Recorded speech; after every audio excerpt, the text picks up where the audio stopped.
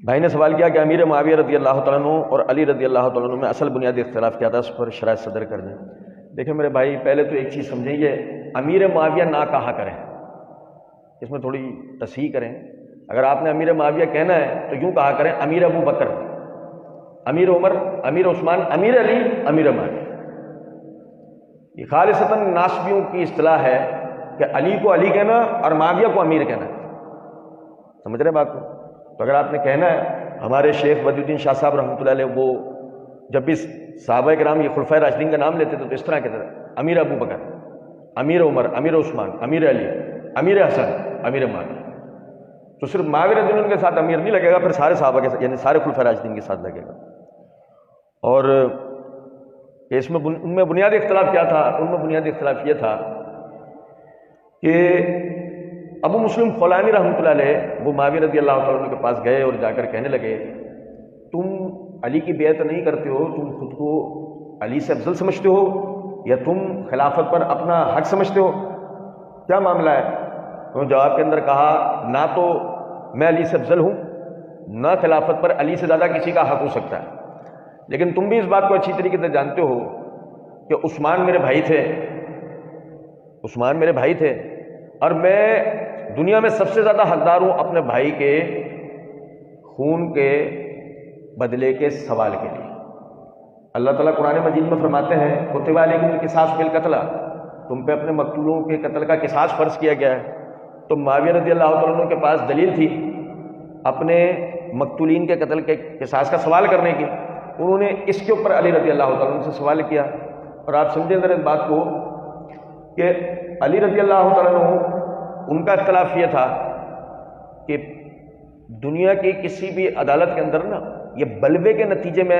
جو قتل و غارت ہوتی ہے تو سارے کے سارے بلوائیوں کو قتل نہیں کر دیا جاتا، دنیا کی کسی عدالت میں ایسا کوئی قانون نہیں ہے۔ قاتل کی تحقیقات ہوتی ہے اور قاتل کو جو نا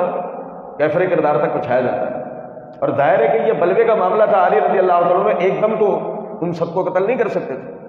تو آپ اس کے لیے مناسب وقت کے منتظر تھے، اور اس سے پہلے آپ کا یہ مطالبہ تھا کہ تم بیعت کرو،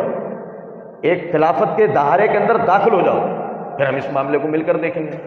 اور ادھر معاویہ رضی اللہ تعالیٰ عنہ اس بات کو اچھی طریقے سے سمجھتے تھے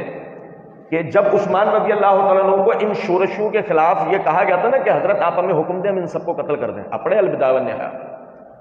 کہ جب ان شورشیوں کے خلاف عثمان رضی اللہ تعالیٰ عنہ نے میٹنگ بلوائی تو معاویہ رضی اللہ تعالیٰ عنہ نے یہ مشورہ دیا تھا کہ حضرت آپ ہمیں حکم دیں ہم ان سب کو قتل کر دیتے ہیں، تو آپ کی جو فہم و فراست تھی وہ بالکل صحیح تھی،